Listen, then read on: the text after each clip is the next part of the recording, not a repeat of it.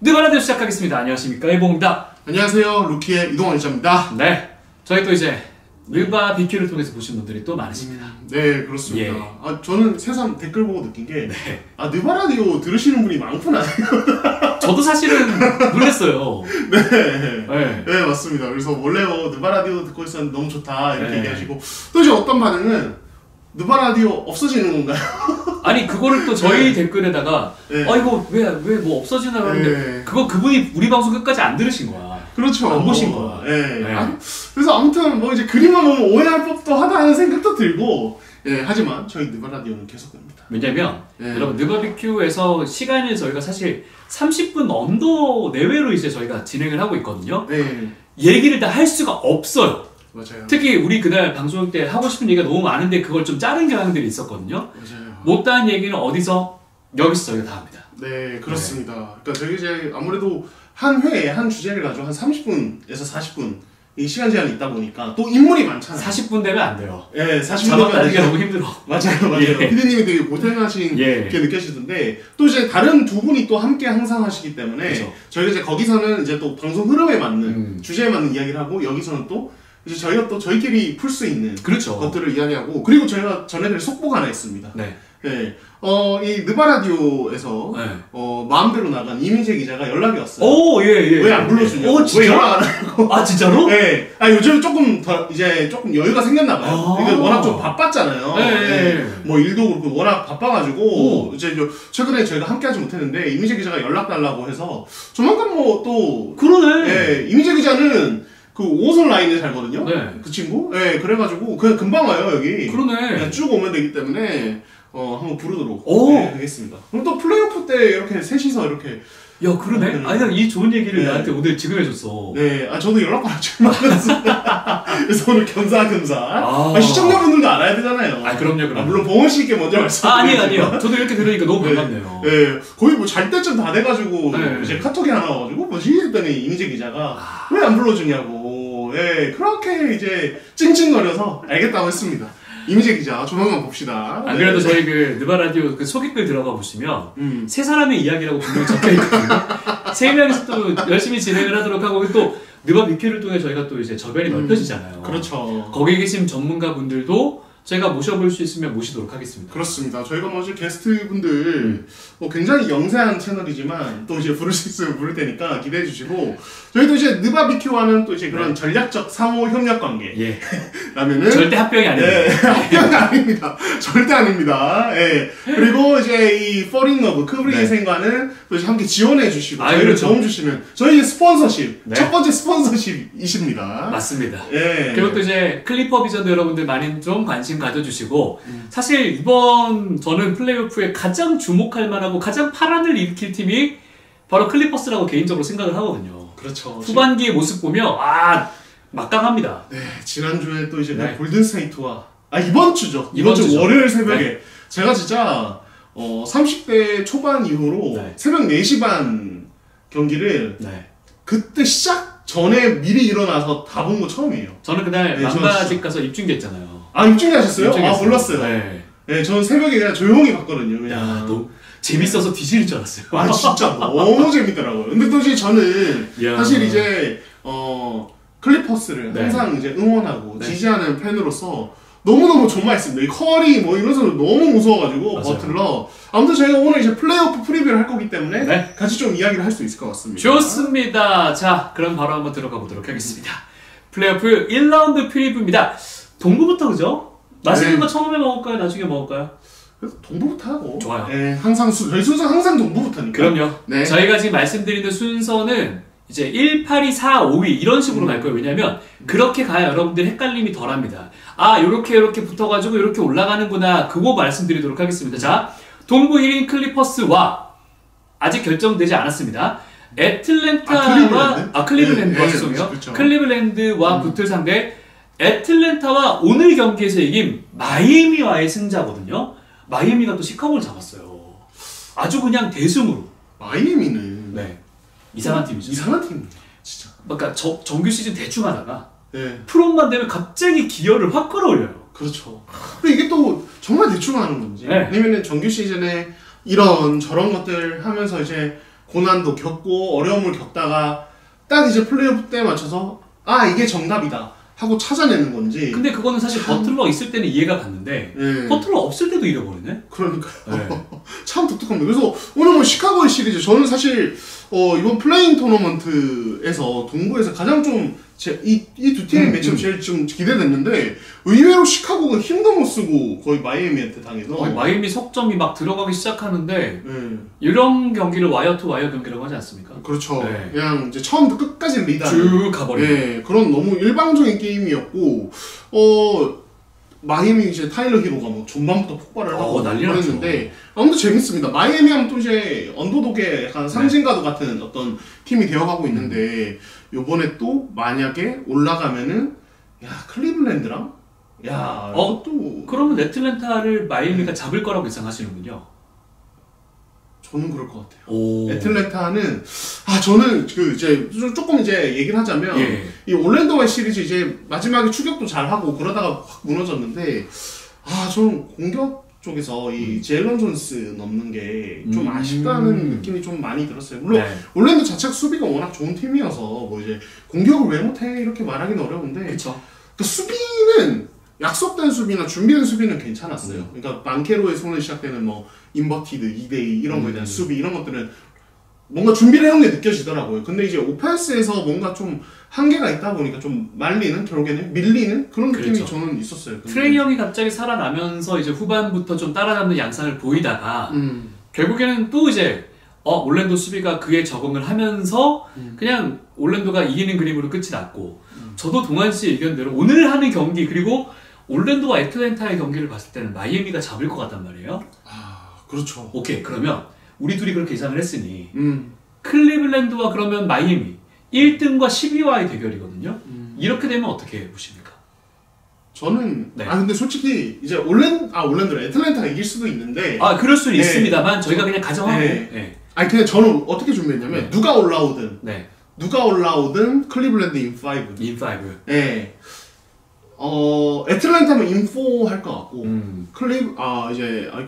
자꾸 헷갈리네. 마이애미면 인5 한 게임 정도. 약간 마이애미가 저번에도 이제 작년이죠. 보스턴 상대로 막 뜬금없이 한 게임 잡아내고 그래서 저력이 있어요. 이 팀은 진짜 스포일스랑 진짜 무서운 팀이어서 한치가 1옵션이에요. 맞아요. 감독이 1옵션의 팀인데 그래서 이제 클리블랜드 한 경기 정도 괴롭힐 수 있을 것 같은데 슛 안 터지면 근데 클리블랜드의 화력을 마이애미가 제어하기 힘들 것 같다. 저도. 애틀랜타면 더더욱더 그럴 것 같고. 그렇죠. 그래서 저는 클리블랜드 인 5 혹은 4 뭐 이제 5게임 안에 무조건 끝난다라고 보겠습니다. 저도 마이애미가 올라갈 것 같고 클리블랜드 인 5로 경기가 끝이 날 것 같은 게 아데바요가 물론 굉장히 좋은 수비수고 좋은 앵커 역할도 하는 선수잖아요. 그런데 모블리와 자레델런한테는 좀 힘들어하지 않을까라는 생각이 드네요. 그렇죠. 두 명의 높이가 워낙 또 대단하기도 하고. 그렇죠.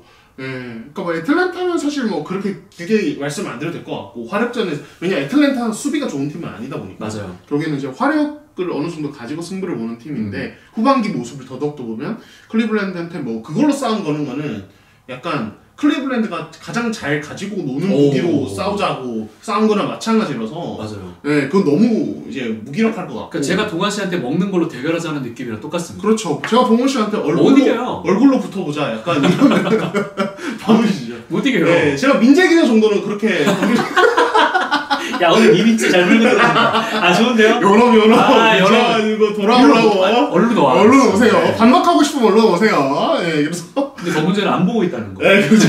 안 볼 겁니다. 그래서 이제 그럴 것 같고 그래서 이 시리즈는 뭐 특별히 뭐 긴 얘기를 하기보다 저도 클리블랜드가 어느 정도 압도적일지 사실 아무리 뭐 클리블랜드 뭐 정규 시즌과 플레이오프 다르다고 해도 1라운드 정도는 약간 급행 열차 통과하듯이 그냥 쭉 통과할 수 있을 것 같거든요. 물론 저는 클리블랜드가 지는 경기는 첫 번째 경기. 오랜 휴식을 가진 팀들이 가끔 첫 경기 때 조금 힘들어하는 경향들이 있거든요. 플레이오프는. 오히려? 있죠. 네네. 그렇죠. 그래서 그게 좀 힘들 것 같고 근데 개인적으로는 클리블랜드가 요 다음에 만날 팀이 인디애나랑 미러키와의 승자란 말이에요. 그렇죠. 저는 그래서 클리블랜드가 좀 불안한 게요. 빨리 끝날 거란 말이에요. 4경기 아닌 5경기 안에 저는 클리블랜드가 잡을 거라고 보거든요.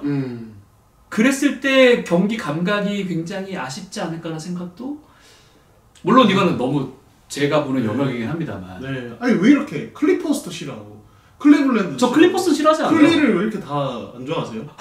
좋아하세요 클리? 네. 아니 저를 그런 말로 한 게 아니에요. 네 아무튼 네. 왜 이렇게 다들 예. 아니 싫어하진 않아요. 자꾸 클리퍼스 클리블랜드로 부르고 클리블랜드는 클리퍼스라고 부르고 그러네요. 죄송해요. 서울에서 그렇습니다. 죄송합니다. 네, 이게 근데 클리블랜드랑 저는 개인적으로 휴스턴이랑 좀 비슷하다고 생각을 하거든요. 네. 그런 불안 요소. 그런 부분들 때문에 좀 불안 요소가 있다. 저 바로 넘어가도록 하겠습니다. 민망하다. 네. 자꾸 이름 헷갈리니까 너무너무 죄송합니다. 알겠습니다. 예? 네. 자, 인디애나와 미러키 4위와 5위와의 대결이 펼쳐지고 저는 개인적으로 이번 1라운드에서 가장 어려운 픽이 이 픽이에요. 저도 이 시리즈가 제일 어려워요. 좀 어렵다고 생각이 드는 게 일단 이제 사실 미러키가 풀전력이면 그래도 미러키가 풀이라고 한다면 릴라드까지 포함해 그렇죠. 말씀하시는 거죠. 그래도 릴라드가 있다면은 미러키가 한 6차전쯤에서 인디애나를 잡을 수 있다. 제 생각이랑 똑같습니다. 그러니까 그 정도로 그러니까 플레이오프는 완전히 레벨이 다른 무대고 MVP 레이스 3위라고 볼 수 있는 이 야니스 아데토쿤보를 인디애나가 뭐 효과적으로 제어하기는 좀 힘들어 보이거든요. 불가능하죠. 마일스 터너 시약함으로 제어하기는 좀 힘들어 보이는데 자 릴라드가 없다. 아무리 케빈 포터 주니어가 잘해줬다고 해도 말미에 저는 인디애나 인 7 봅니다. 인디애나 인 7. 저랑 똑같습니다. 오. 저도 인디애나가 이 경기 잡을 것 같아요. 저희가 지금 서로 예상을 모르고 왔거든요. 모르고 왔어요. 예상만 해보자고 하고 왔는데 인디애나 그러면은 릴라도 없는데 인디애나가 이렇게까지 고전한다고? 저는 아데토쿤보 제어가 안 될 수도 있겠다고 생각이 들어요. 그러니까 인디애나 자체가 원래 수비적인 팀도 아닐 뿐더러 지금 아데토쿤보를 제어하려면 일단은 밖에서 드리블 돌파를 제어할 수 있는 자원. 그렇죠. 그리고 이제 페인트 존스 커버를 효과적으로 할 수 있는 자원이 이제 동시에 존재를 해야 되는데 아무리 봐도 인디애나 프런트 코트로는 그거는 조금 힘들어 보인다. 어렵죠. 그런데 또 인디애나 그럼 그래도 이긴다? 이거는 이제 할리버튼을 미러키가 제어하기도 힘들 것 같다. 이런 생각이 동시에 들어서 이럴 때 주루 할러데이가 상당히 그리워지는 거죠. 그렇죠. 사실 할러데이, 미들턴, 아데토쿤보 했을 때는 이 팀 수비 구멍이 없었어요. 미러키는. 그러니까 공격에서는 아데토쿤보가 활개치고 그리고 이제 할러데이와 미들턴이 앞선에서 상대 에이스급들을 락다운 시키는 그런 수입이 가능했는데 지금은 이제 그런 팀이 아니어서 저는 이제 인디애나가 가져갈 것 같아요. 저도 이 시리즈는 인디애나가 잡지 않을까. 물론 지금 이제 카일 쿠즈마랑 캐포주를 데리고 왔는데 저는 그렇게 데리고 와서 이 팀 자체가 조금 이렇게 성적이 올라가는 것 자체가 미러키의 문제라고 봐요. 그리고 너무 노쇠했습니다. 그렇죠. 로페즈 같은 경우도 너무 나이가 많고요. 과연 이 가장 리그에서 안정적인 공격 조립수 과연 할리버튼을 얼마나 제어를 해낼 수 있을까? 그리고 벤치 구간도 잘 보면 메서린이 있는 저는 미러키의 벤치 구간, 인디애나의 벤치 구간이 더 강하다고 봅니다. 네. 좋습니다. 저도 동의하는 겁니다. 자, 넘어가실까요? 넘어갈까요? 네, 좋습니다. 자, 다음 트리입니다. 보스턴 셀틱스와 올랜도 매직과의 시리즈입니다. 이거는 좀 싱겁게 끝나지 않을까요? 근데 이제 현지에서는 그런 얘기 나오죠. 올랜도가 올라가는 순간 이 7번씩을 올라가는 순간 얘기가 나오는 게 뭐냐면 최근 한 몇 년 동안에 보스턴 상대로 상대 전적에서 앞선 팀이 리그에 딱 두 팀이 있습니다. 올랜도와 오클라호마 시티. 그래요? 네, 이제 그런 이야기가 이제 현지에서 나오더라고요. 그래서 이제 그 밑에 댓글을 보니까 이 현지에서 내가 보스턴이 4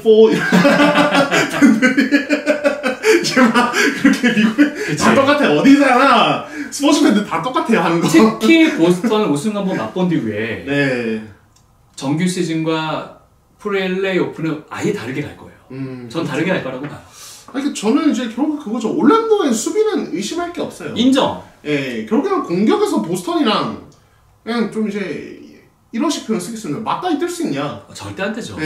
저는 절대라고 표현 씁니다. 어려울 것 같아요. 어려울 것 같고, 그러니까 사실 프렌치 바그너나 파울로 반케로 좋은 선수들입니다만, 저는 이제 결국에는 바그너가 한다고 해도 반케로 쪽에서 오펜스 이런 것들도 위력이 나야 된다고 보는데 최근에 애틀랜타전도 그렇고 뭔가 이 파괴력이 좀 떨어진다고 해야 되나? 답답하지 않아요? 네, 되게 깝깝하죠. 네, 그래서 그쪽에서 이제 결국 원투펀치 싸움에서 좀 밀리지 않을까. 보스턴 같은 경우는 뭐 굳이 사실 뭐 브라운 테이텀이 막 60점씩 50점 이상 안 넣어도 사실 뭐 3점을 기반으로 화력이 워낙 좋기 때문에 그쵸. 그래서 제가 봤을 때는 보스턴 3점이 유난히 안 터지는 한 경기 정도는 올랜도가 가져갈 수 있는데 나머지는 보스턴이 잡을 것 같다. 보스턴인 5 한번 가보도록 하겠습니다. 저도 동환 씨랑 의견이 아예 똑같습니다. 보스턴인 5. 자, 그리고 이제 이 팀의 승자와 맞붙을 묘트리 한번 가보도록 하겠습니다. 뉴욕 닉스와 디트로이트 피스톤스와의 시리즈입니다. 이거 동환 씨의 의견이 저는 개인적으로 너무 궁금합니다. 네. 고민을 좀 해봤거든요. 이거 과연 왜냐면 우도니스 하슬렛 이제 마이애미의 레전드 프랜차이즈 스타. 그러니까 이제 시즌 한 중후반쯤에 이제 방송에서 그런 얘기를 했어요. 뉴욕은 디트로이트 만나면 업셋당한다. 그렇죠. 이런 얘기를 해가지고 뉴욕 팬들이 진짜 기분 나빠하는 일이 있었는데 실제로 저랑 동환 씨랑 방송할 때도 자주 언급을 했었죠. 이 둘이 붙으면 디트로이트가 업셋할 수 있다는 얘기를 저희도 했었죠. 했었는데 플레이오프는 경험의 무대예요. 맞습니다. 네, 그래서 뉴욕 인 7. 동일합니까? 동부랑 똑같네요. 동부 아예 똑같이 가는데? 근데 이제 근데 왜 7차전까지 가냐? 그러니까 이 포지션별로 어떤 매치업이나 이런 것들 봤을 때 디트로이트가 크게 꼴릴 게 없어요. 맞아요. 사실 크게 꼴릴 게 없어요. 센터 득점 정도?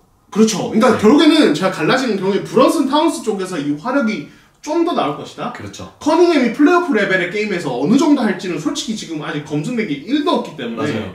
저희서 한번 그런 얘기를 이거는 이제 아직 공개되지 않은 느바비큐 방송에서 한 얘기라서 뭐 다 얘기는 안 하겠습니다만 브런슨이 이렇게 커닝햄은 플레이오프에서는 또 다른 레벨의 수비를 아마 맞이하게 될 거예요. 그럼요. 특히 상대가 수비 준비 잘하는 티보드다 이러면은 커닝햄은 이래서 플레이오프구나라고 하는 거를 좀 아마 느끼게 되지 않을까라는 생각이 들고 커닝햄만 막아도 그 팀의 35% 정도는 막는 거예요. 그렇죠. 득점의 35%.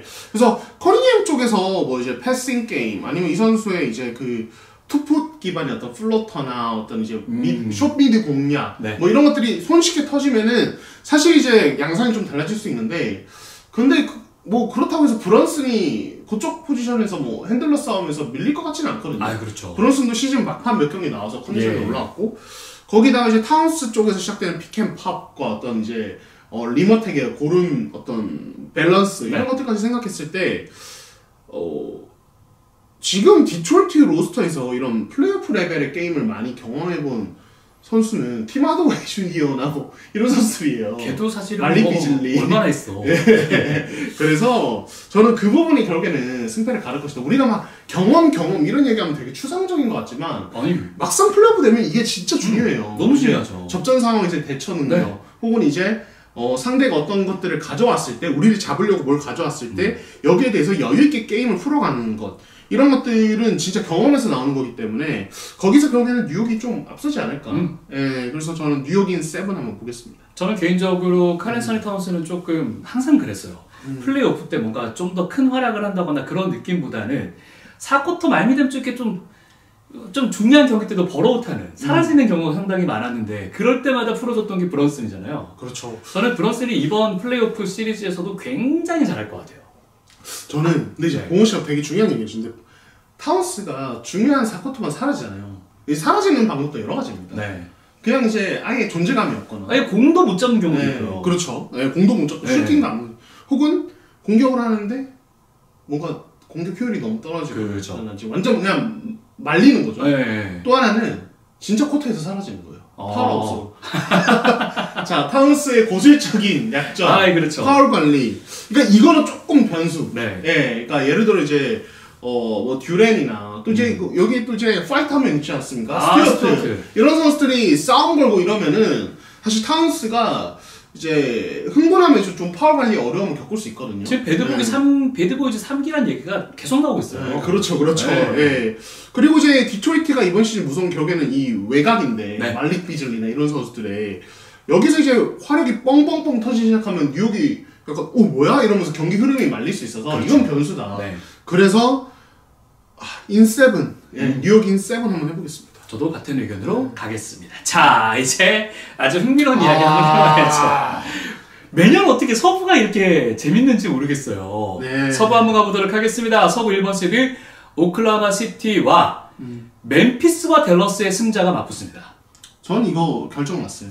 진짜요? 누가 오든 오클라호마 시티 인4. 인4를 보시나요? 네. 상대가 안 돼요. 상대가 안 돼요. 두 팀 팬들께 죄송하지만 레벨 차이가 너무 많이 나요. 네, 우리가 뭐 오클라호마 시티 뭐 이제 막 묶어가지고 클리블랜드랑 또 플레이오프 때 이런 얘기하지만 플레이 토너먼트권 팀들은 그냥 다 잡아볼 것 같습니다. 오케이. 그러면 오클라호마가 좀 압도적인 모습을 보여줄 거고 멤피스와 댈러스의 승자는 어디를 보십니까? 멤피스와 댈러스? 멤피스이지 않을까요? 멤피스. 예. 앤서니 데이비스 무섭긴 한데 뭐 자렌 잭슨 주니어 붙여가지고 이제 하면 되고 오늘 이제 경기를 보면 뭐 클레이 탐슨도 터지고 터졌죠. 막 고루고루 다 터졌어요. 근데 세크라멘토가 시즌 말미에 사실은 정상적인 멤버로 경기를 치르면서 경기력이 가장 안 좋았던 플레이오프권 팀이거든요. 왜냐면 연승하는 구간도 있긴 했는데 그게 공격이 터져가지고 연승을 했지 뭐 수비가 좋아서 끈끈해서 이렇게 난 느낌은 전혀 아니었거든요. 그렇죠. 네. 그러니까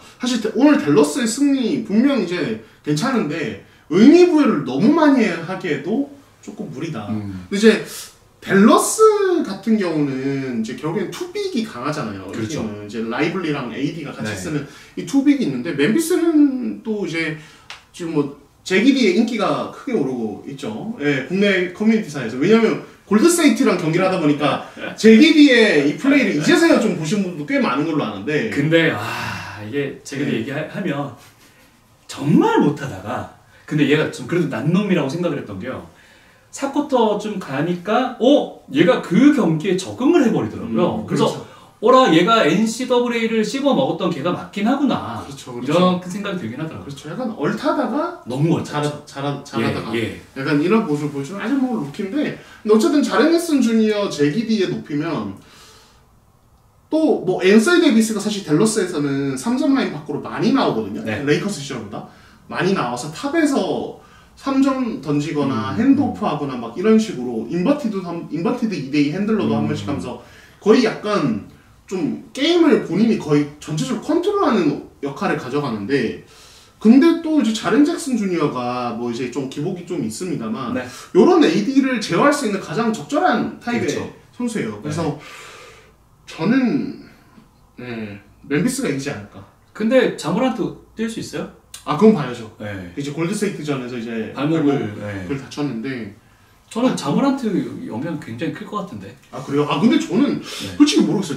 자모란트 수비하는 거 보면 너무 불안해서. 수비는 불안하긴 해요. 아니 스크린 대응이 너무 안 돼요. 진짜로 스크린에 족족 다 걸리거나 늦으니까. 내 눈에도 보이더라고요. 차라리 앞선에서 다른 또 옛날 멤피스가 아니어서 뭐 수비 카드가 뭐 풍부하지 않긴 한데 자모란트가 항상 이 팀에 또 도움이 되는가는 저는 약간 모란트는 진짜 좋은 선수고 슈퍼스타인데 공수까지 다 고려하면은 이 선수도 약간 팀에 마이너스 주는 게 있다는 생각을 좀 자꾸 하게 돼서. 근데 그래도 골든스테이트 워리어스 상대할 때를 보면 모란트가 있는 구간이 확실하게 또 공격이 좀 술술 풀린다는 느낌이 들긴 했었거든요. 그렇죠. 그게 사실 모란트의 무서운 점인데. 어쨌든 뭐 이제 모란트가 나올지 안 나올지는 봐야겠습니다만 저는 그래도 멤피스가 잡지 않을까 진짜. 그리고 어떤 팀이 올라오더라도 오클라호마가 내 경기를 다 잡을 것이다. 수입할 것이다. 그러니까 오클라호마 시티는 뭐 이제 두 팀 다 높이가 좋은데 오클라호마 시티가 뭐 지금 이제 홈그램과 그 하텐슈타인도 있고 사실 원빅이나 아예 완전 노골적인 스몰 라인업으로도 사실 댈러스나 멤피스 정도는 무너뜨릴 수 있는 팀이에요. 그쵸. 모란트 사실 오클라호마 시티 수비수들에겐 솔직히 말하면 괴롭힐 수 있는. 당연하죠. 그러니까 모란트 레벨이 낮다는 게 아니라 오클라호마 시티는 손질이나 압박, 디플렉션에 너무 특화된 팀이라 그런 이제 핸들러 슈퍼스타를 가진 팀 만나면 오히려 옳다쿠나 할 수 있는. 그러니까 돈치치처럼 빵이 있는 막 진짜 이런 파워가 있는 핸들러, 르브론이나 돈치처럼 사이즈 크고 이런 핸들러 아니면은 오클라호마 시티 수비 상대로는 되게 좀 고전하거나 짜증날 가능성이 되게 높습니다. 그리고 멤피스가 높이가 높아서 오클라호마는 그래서 하텐슈타인을 영입을 했고. 그렇죠. 사실 이 오클라호마는 올해 우승을 하기 위해서 선수들을 진짜 제대로 영입을 했거든요. 그렇죠. 예, 네. 그리고 윙 쪽에서 3점 폭격 능력 이런 것들도 이 8번 시드로 올라올 둘 중 어디든 두 팀에 비해서 너무 확실히 앞서기 때문에 그렇죠. 저는 무조건 오클라호마 시티즌 봅니다. 좋습니다. 자, 다음 요거 너무 궁금하네요. 덴버와 클리퍼스와의 시리즈입니다. 4위와 5위와의 대결인데 사실 뭐 4위, 5위 별로 구분할 필요가 없는 게 1, 2승 차이거든요. 1승 차이거든요. 그렇죠. 사실은. 네, 그렇죠. 어떻게 보십니까? 저는 클리퍼스 인 6. 나랑 같이 가네. 네, 인 6. 네. 일단은 이제 여러 가지를 고민해야 돼요. 네. 근데 이제 1승 차이라서 실질적으로 정규 시즌 어떤 전력의 차이가 크지 않다고 판단을 그렇죠. 할 수 있는데요. 일단 결국에는 요키치가 제어가 되느냐를 봐야 되는데 뭐 사실 요키치가 제어가 될 레벨이니까 지금 지구 최고의 선수고 역대 센터에서도 이 선수는 우승이나 뭐 MVP 경력만 추가하면 사실 저는 역대 넘버원 센터 갈 수 있는 선수라고 보거든요. 그 고대 괴수들 제외하고는 저는 이미 뭐 1등. 맞아요. 그러니까 그 정도의 압도적인 기량을 가진 선수라 아무리 뭐 주바치가 지금 최근에 MIP 후보로 급격하게 떠오르고 있고 진짜 잘하고 있다고 한들 제어는 완벽하기 어려울 텐데 근데 이제 그럼 요키치를 수비할 때 뭐가 중요하냐를 봤을 때 저는 요키치의 패스 게임은 막을 수 없다고 생각해요. 저도. 요키치 레벨의 패스 게임은 뭐 막을 수가 없고 안 돼요. 그러니까 요키치는 또 사이즈까지 좋아서 뭐 압박하고 이래서 막 요키치를 막 밀어내고 이럴 수도 없거든요. 그쵸.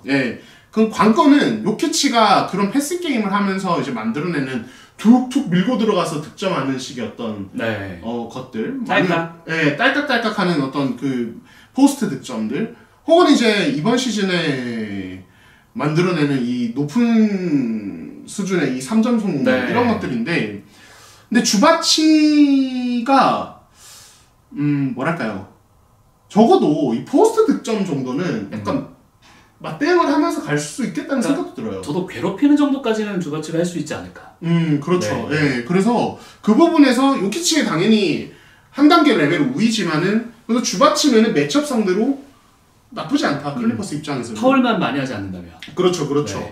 그리고 이제 또 하나의 변수는 지금 이제 러셀 웨스트브룩이 덴버에 가 있잖아요. 그러니까 클리퍼스 입장에서는 지난 시즌까지 같이 있던 선수를 상대하는 건데 그러다 보니까 웨스트브룩의 뭐 약점, 뭐 사실 많은 사람들이 알고 있지만 클리퍼스 더 잘 알겠죠. 그러니까 웨스트브룩을 세깅하고 마이클 포터 주니어나 크리스찬 브라운을 더 묶는 식의 어떤 그렇게 해서 요키치의 패싱 게임에서 파생되는 걸 막으려고 할 텐데 그렇죠.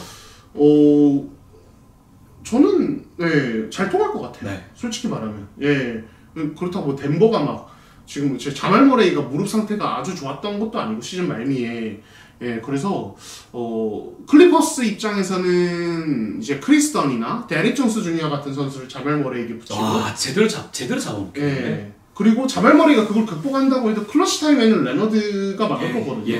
그렇게 되면 저는 자말 머레이가 화력이 좀 어느 정도 제어가 되거나 방담이 될 거라고 봐서 그러면은 덴버 화력 저지하기에는 클리퍼스는 어려움은 없을 것이다. 그렇죠.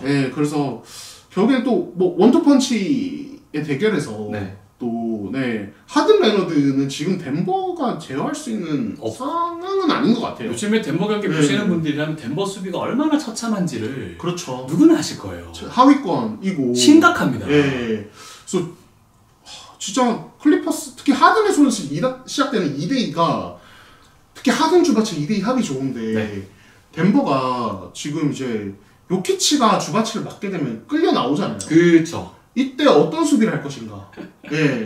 드랍백하면 하든 풀업 산정 그냥 뻥뻥 터질 거고 에런 고든 혼자 그냥 죽 쓰겠네요. 그럼 이제 에런 고든을 주바치에게 붙일 수도 있는데 그럼 이제 주바치의 페인트 존에서 리바운드나 이런 것들을 또 고생할 거예요. 그쵸. 그리고 클리퍼스는 4번이 레너드라서 요키치를 또 딴 데 붙이기도 애매해요. 그러니까 에런 고든을 막 계속 붙일 수도 없어요. 이 수비적 딜레마가 너무 많아서. 맞아요.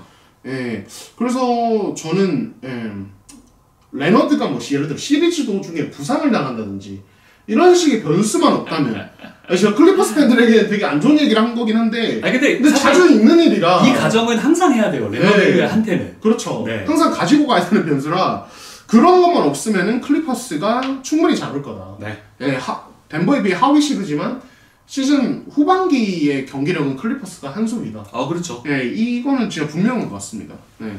저도 클리퍼스인 6. 클리퍼스인 6.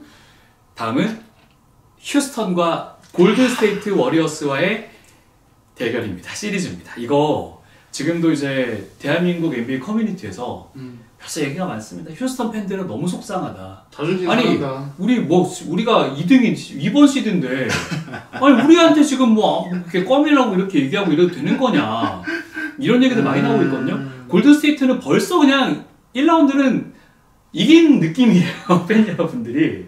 이것도 뭐 이제 그런 예상이 많은 것도 골든스테이트 팬분들이 많아서 그런 걸 수도 있는데, 근데 이제 휴스턴 팬들 속상한 마음이 이해합니다. 왜냐면은 저 오랜만에 이 플레이오프 갔고 2번 시드까지 찾았는데 이렇게 무시당하나? 우리 50승 팀인데 지금. 네? 골든스테이트 48승 딸이가 어디 이런 생각. 그래봤자 2승 차이. 네, 4승 차이. 4승 차이. 그러니까 제가 이 얘기를 하려고 했는데, 휴스턴 팬들 진짜 속상하시겠지만 오클라호마 시티와 휴스턴의 격차가 휴스턴과 골든스테이트의 격차의 4배예요. 그렇죠. 그러니까 휴스턴은 2번 시드이지만 사실 서부의 이 험난한 어떤 이 뭐랄까요, 이 무대를 생각했을 때 휴스턴은 사실 하위 시드 팀들에게 서부 하위 시드 팀들에게는 어떻게 이기지, 이런 중압감을 주는 팀은 전혀 아니다. 그렇죠. 라고 할 수 있겠죠. 물론 이 경험도 아직 적고 시즌 후반에 조금 휴스턴이 조정하긴 했어요. 뭐 주전들 빼기도 하고 그래서 한 54, 5승 원래 할 수 있는 팀인데 할 수 있는 팀인데 이렇게 된 거긴 하지만 저도 그렇죠. 지금 방금 동환 씨가 얘기한 거에 굉장히 공감해요. 그렇죠. 그래서 이게 휴스턴을 무시라기보다는 정확하게는 지금 그만큼 서부가 지옥이다. 라는 이제 의미로 좀 받아들이시면은 그나마 좀 덜 속상하겠다. 근데 제가 휴스턴 팬은 진짜 기분 나쁠 것 같아요. 기분 나쁘게 할 것 같아요. 마치 거의 진 것처럼 얘기하고 이미 그냥 기정사실화됐어요. 심지어 우리도 자꾸 그 얘기를 하고 있으니 진짜 죄송하긴 한데. 자, 죄송한 얘기 한번 해보세요. 근데 휴스턴은 그러니까 지금 이 팀은 동부의 디트로이트와 비슷해요. 이게 뭐냐면 이 플레이오프 레벨의 게임에서 뭔가를 지금 이제 검증해본 경험이 없어요. 지금적으로. 가장 검증된 인물은 브룩스이요? 우도카 감독이에요.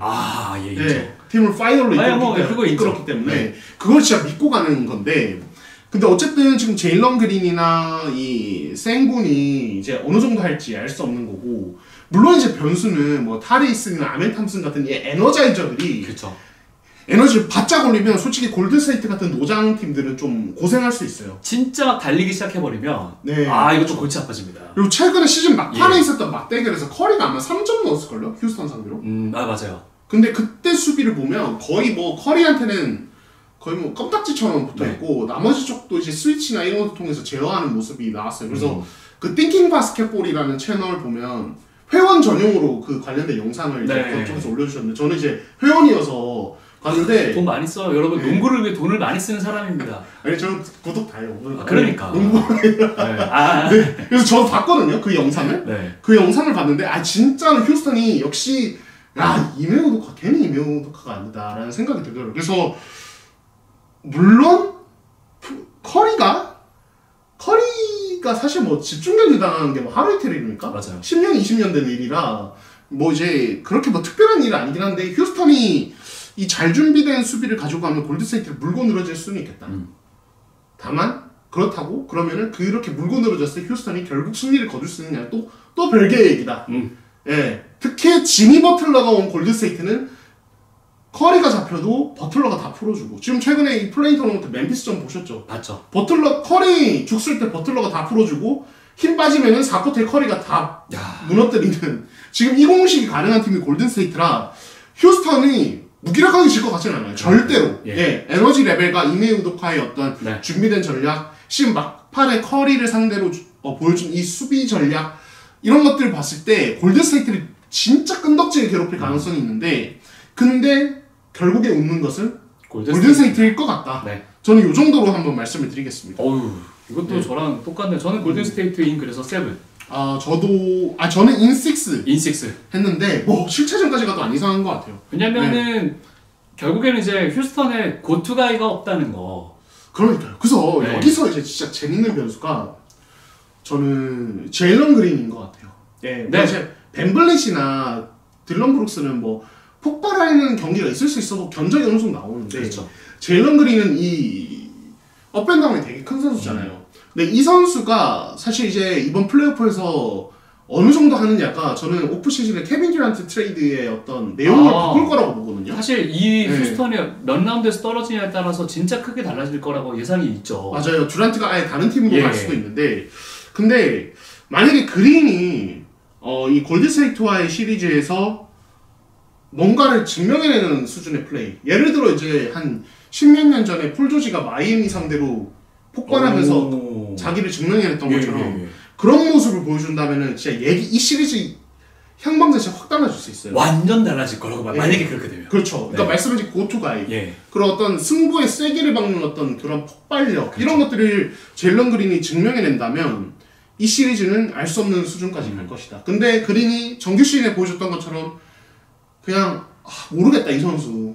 참 재능이 있어 보이네. 약간 그냥 딱 비슷한 수준의 플레이를 보여준다면 혹은 기복을 보여준다면 이 시리즈는 그냥 골든스테이트가 가져가지 않을까라는 생각이 듭니다. 저도 거기 하나만 더 보태면 센군이 사실 휴스턴 후반기쯤에는 초반만 해도 진짜 센군한테 야 리틀 요키치가 정말 잘한다.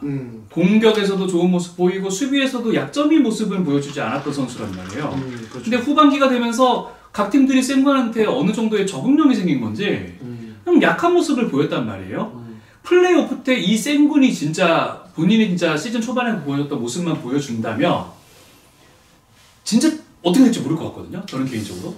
그러니까 저는 이 시리즈에 뭐 센군과 딱 연관된 얘기를 하나 더 하고 싶은데 이 시리즈의 또 전략적 변수, 또 다른 변수는 크로스 매치라고 생각해요. 뭐냐면 그런 거죠. 그러니까 휴스턴이 시즌 중반에 그런 매치업을 많이 쓰기도 했고 골든스테이트는 더 적극적으로 쓸 텐데 아마 골든스테이트는 드레이먼드 그린을 센군에게 붙이고 그러겠죠? 스몰 라인업을 써서 그리고 드레이먼드 그린이 자유롭게 헬프를 다닐 겁니다.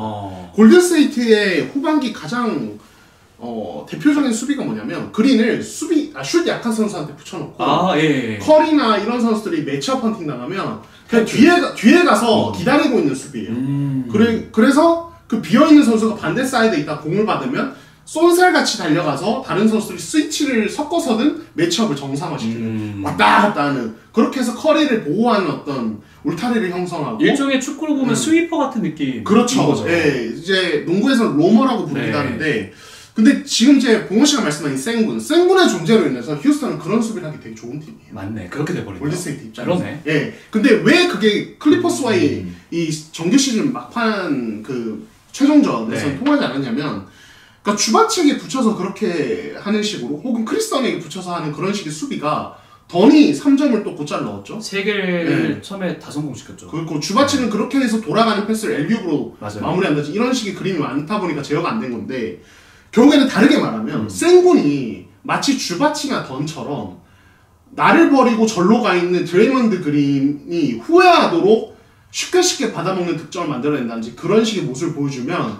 골든스테이트의 그 수비 기조가 흔들릴 수 있다는 얘기예요. 그러네요. 예. 물론 이제 그린이 뭐 센군이 아닌 선수에 붙을 수도 있는데, 제가 봤을 때 센군이 가능성이 되게 높아요. 한 90% 이상. 예. 그래서 만약에 센군이 이제 자주 하는 플레이처럼 공 잡고 막 포스트업 하면서 비비고 막 이런 것들 막 내 템포대로 느리게 해야지 이거를 고집한다면 아마 그 수비에 좀 말릴 가능성이 높고, 좀 간결하게 처리하는 식의 어떤 농구를 한다면은 좀 이제 괴롭힐 가능성이 높다, 드레이먼드 그린의 수비를. 그런 생각이 들어요. 그래서 센군이 내 농구를 하는 것도 중요하지만 골든스테이트 그 수비에 맞는 어떤 피니쉬라든지 아니면은 그럴 때 이제 또 쓸 수 있는 게, 나를 버리고 가 있어요. 그러면 자, 그린이 저기 가 있고 공이 나한테 넘어와요.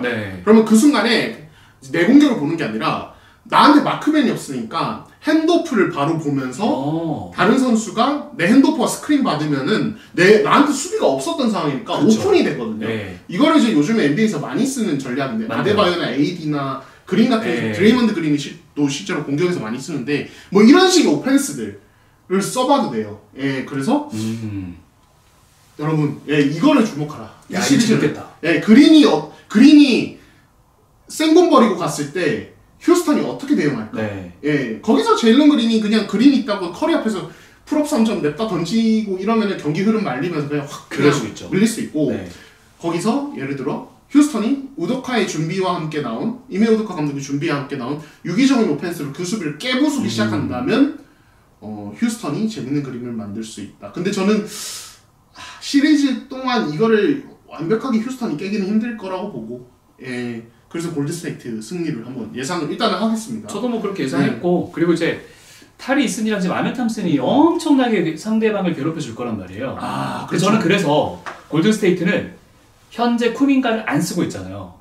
쿠민가 무조건 쓸 거라고 봐요. 그렇죠. 지금 안 그래도 이제 쿠민가가 시즌 막판에 로테이션에서 빠져서 혼자 너무 안타깝더라고. 표정도 안 좋고 경기 끝나고 난 특히 클리퍼스전 끝나고는 혼자 막 슛 던지는 연습도 하더라고요. 경기 끝나고. 근데 쿠민가가 지난 시즌이나 이번 시즌 초반에는 자기 안 쓴다고 막 공개적으로 언론에 말할 자격이 됐는데 네.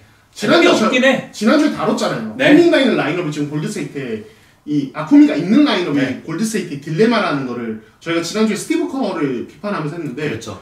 그런 거 보면 스티브 커는 또 대단하긴 해요. 이럴 때도 결단을 그냥 내려버려요. 예, 쿠민가 정도의 재능은 사실 외면하기 쉽지 않은데 네. 근데 이제 말씀하신 대로 이 휴스턴의 에너지 레벨을 맞추기 위해서라도 이 쿠민가는 필요하고 근데 이제 여기서 이제 또 다른 키포인트가 나오는데 휴스턴은 오펜스 리바운드가 진짜 중요한 팀입니다. 사실 그거를 좀 강조하는 본인들이 의도하는 그렇죠. 네. 근데 골든스테이트는 드레이먼드 그린이 5번, 지미 버틀러가 4번으로 뛰는 스몰 라인업이란 말이에요. 무디가 4번 되지 않을까요?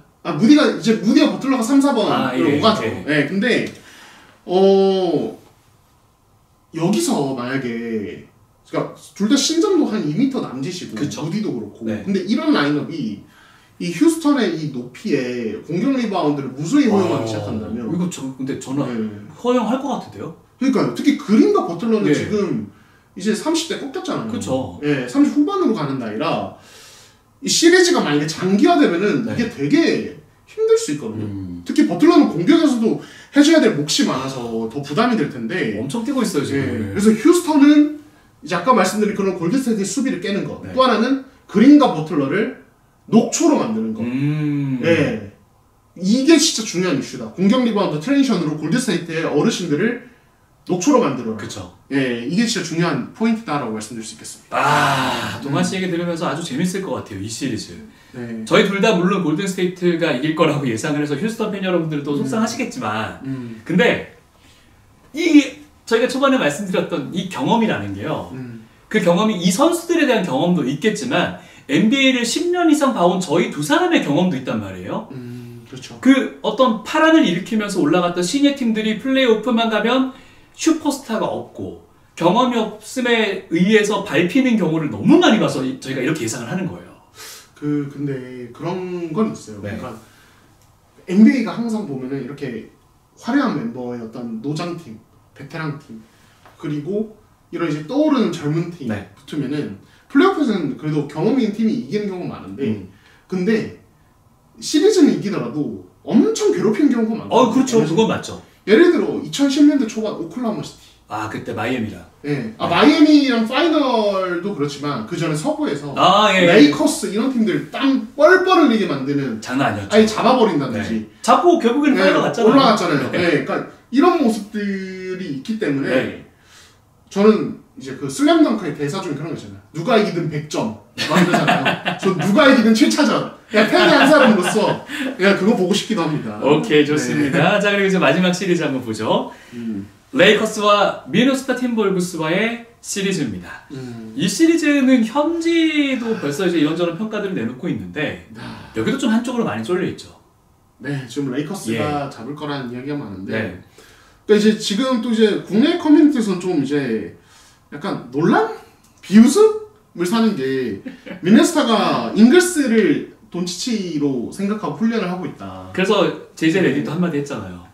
뭐라고 했나요? 그 앤트맨을 브로니한테 대입해서 훈련을 하고 있다.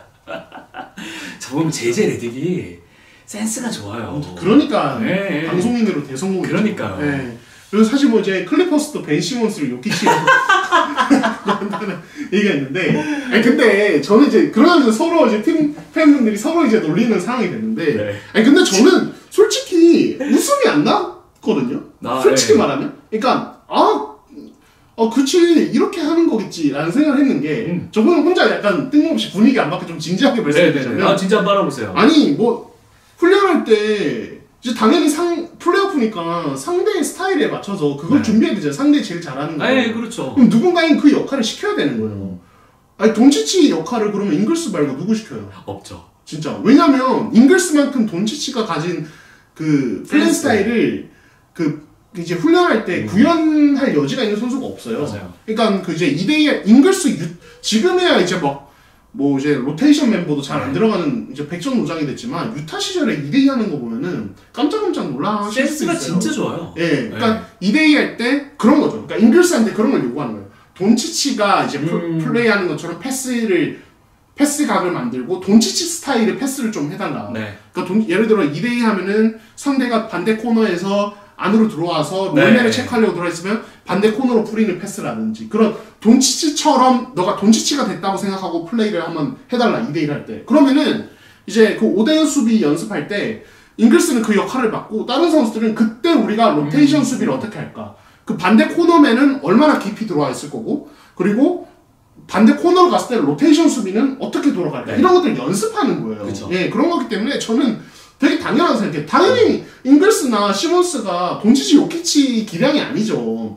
그 플레이를 구현할 수 없죠. 근데 요키치 돈치치처럼 패스하는 거를 요구를 하고 그 선수들이 그걸 하면은 네. 거기에 따른 우리 팀 수비를 준비를 하는 거예요. 네, 그렇죠. 그러니까 계속 시뮬레이션을 돌리는 거예요. 그래서 좀 웃긴 것도 이해되지만 이거를 막 조롱할 상황은 전혀 아니다. 저는 사실 네. 원래 다 그렇게 해요. 처음에는 별로 안 웃었어요. 댓글 보고 이제 웃음이 나오기 시작했던 건데 왜냐면 생각해보면 미네소타에서 진짜 동아씨 말대로 돈치치처럼 그러니까 돈치치 흉내를 내라는 거잖아요. 사실 뭐 마음 먹은 대로 되면은 그거 다 그렇게 마음 먹어가지고 슈퍼스타 되는 거지. 아니 그러면은 미네소타 뭐 잉글스 쓰겠죠. 그렇죠. 근데 그런 기대가 당연히 저는 잉글스 네. 이번에 로테아웃이라고 생각을 하고 있고 이제 반대는 이제 제재를 되게 웃기게 얘기를 했는데 저는 그래도 뭐 그렇게 생각하고 데뷔하는 거면 데뷔를 그래도 잘하는 게 아닌가.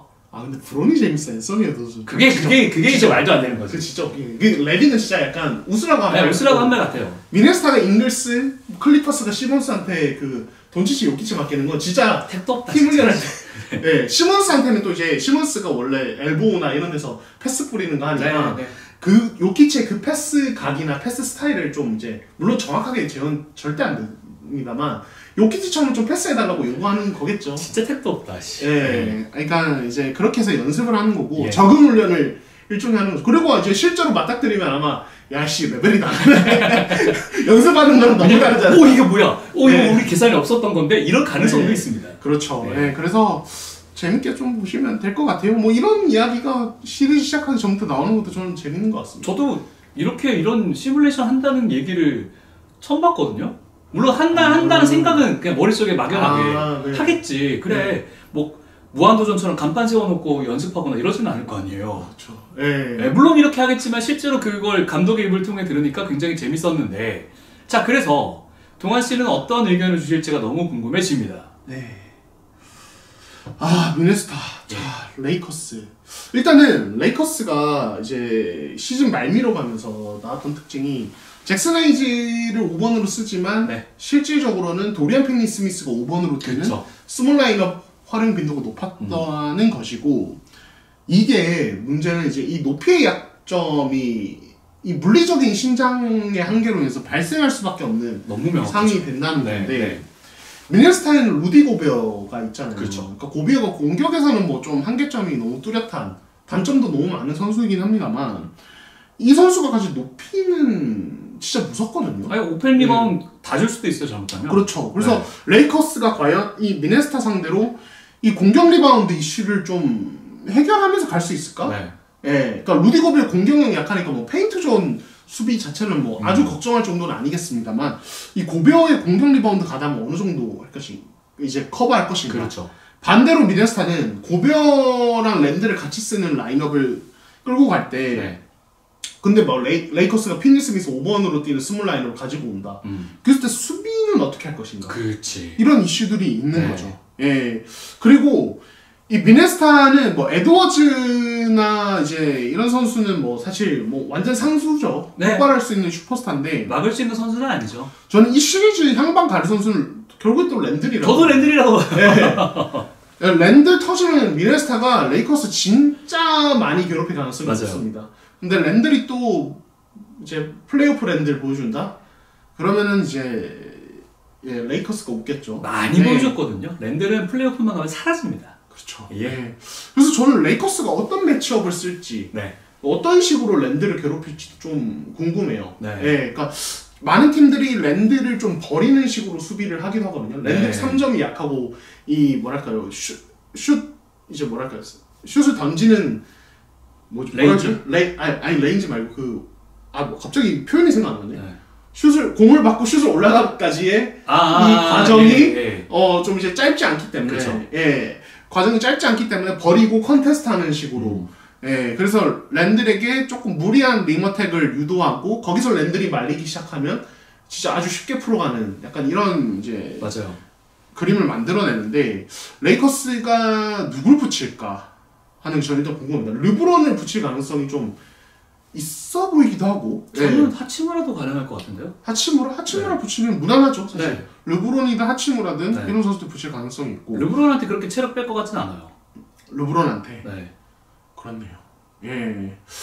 그렇죠. 르브론은 조금 쉬게 해줘야 되는 그런 부분이 있는 것 같고. 르브론은 맥다니엘스한테 붙이겠네요. 그러겠다. 그러겠다. 자, 그리고 미네소타는 반대로 맥다니엘스를 돈치치에게 붙일 거예요. 팀 내 최고 수비수를 붙일 텐데. 뭐 계속 스위치로 바꾸겠죠. 고백을 계속 끌고 나오겠죠. 그렇죠. 근데 문제는 맥다니엘스가 돈치치한테는 힘을 못 써요. 맞아요. 이 돈치치의 이 파워와 이런 프레임 때문에 밀려다녀요. 그러니까 다른 어떤 에이스급 핸들러들한테는 엄청 잘 괴롭히는데 정말 좋은 수비수인데 돈치치의 이 파워에는 좀 이제 많이 밀려다니는 그림이 있죠. 그래서 이것도 사실 미네소타에는 좀 좋지 않은 변수다.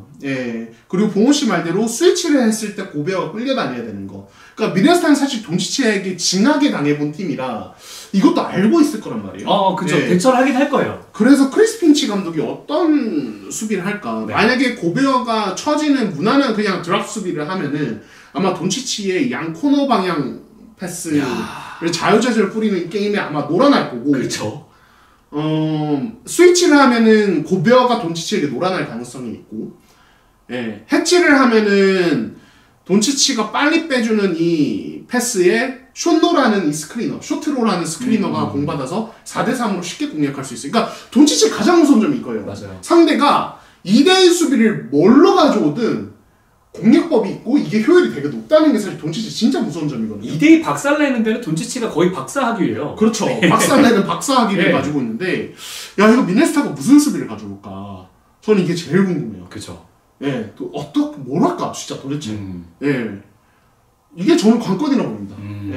그렇습니다. 근데 현실적으로 돈치치의 이제 시즌 막판 컨디션이나 이런 것들 고려했을 때 돈치치와 미네소타의 상성 이런 거 고려하면 레이커스가 잡을 가능성이 확실히 있어 보인다.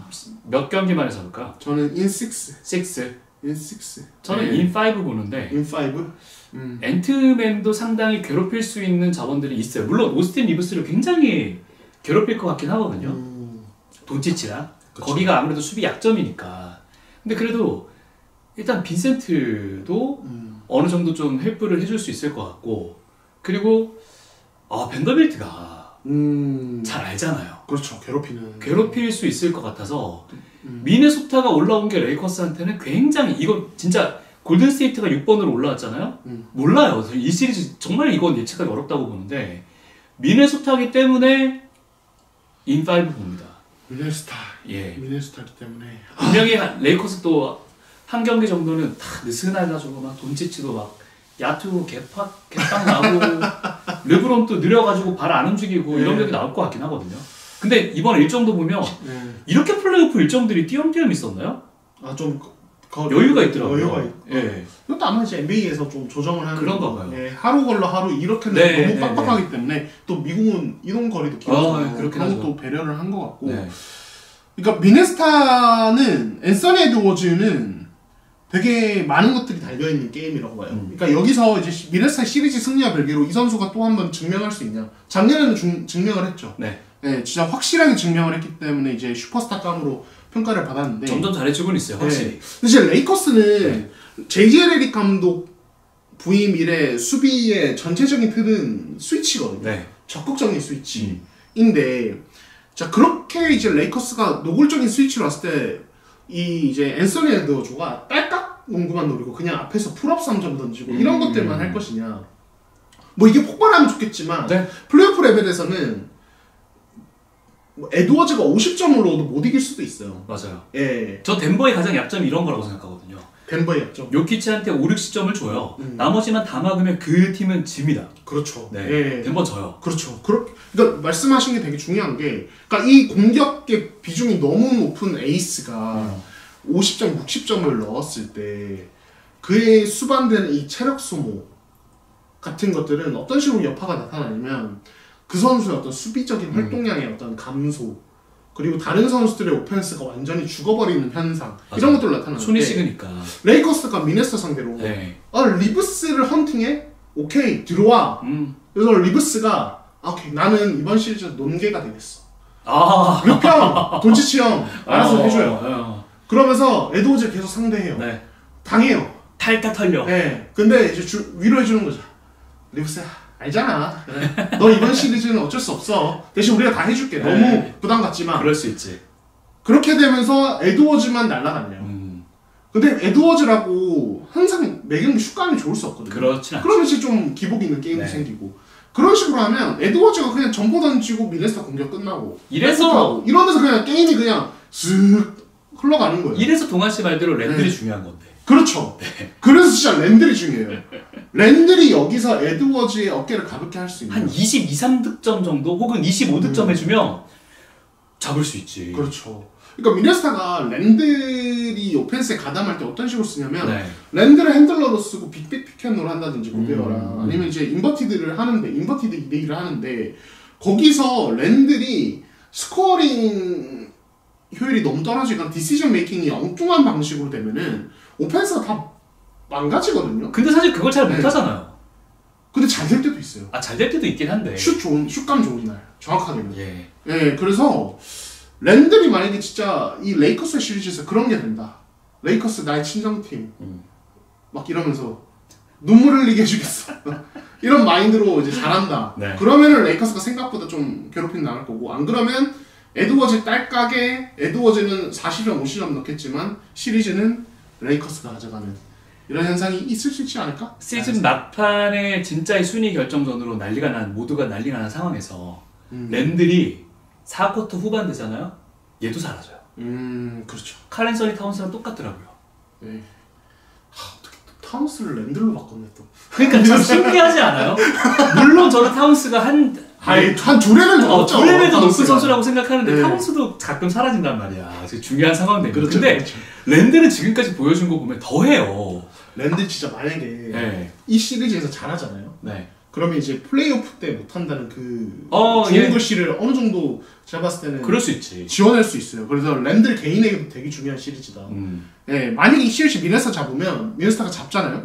그럼 랜들과 에드워즈에 대한 평가 자체가 완전 달라져요. 당연하죠. 저는 그래서 되게 재밌을 것 같습니다. 지금 다들 탑더블 레이커스라고 보고 있는 상황이고 어쨌거나 저희의 예상대로 가면 2라운드에 랄골 대전이 펼쳐지거든요. 우와 진짜 가슴이 웅장해지지 않습니까? 가슴이 웅장해지지 않습니까? 아담 실버 형님이 웃는 소리가 여기까지 들리는데 이거는 진짜 미친 대결이죠. 그렇죠. 그리고 오클라호마 시티 클리퍼스도 되게 관심도가 엄청 높을 시리즈긴 해요. 너무 재밌을 것 같아. 왜냐면 이 두 팀은 폴 조지 트레이드로 엮인 사이잖아요. 그렇죠. 샤이의 데뷔팀이 클리퍼스고 클리퍼스는 지금은 물론 폴 조지를 툴툴 털어냈습니다만 호구 잡힌 어떤 역사가 있거든요.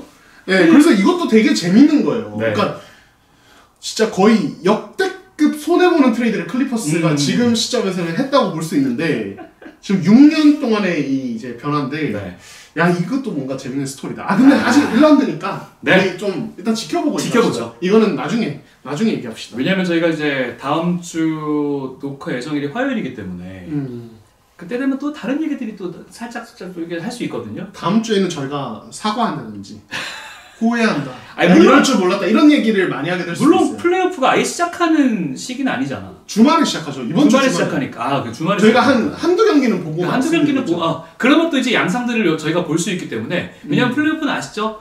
한 경기를 해요. 그러면 코치진이 오케이 요거 한번 이렇게 조절을 딱 해가지고 또 다음 경기에 다른 양상이 펼쳐지고 그렇죠. 그래서 홈 어드밴티지가 굉장히 중요해진 건데 지켜보도록 하겠습니다.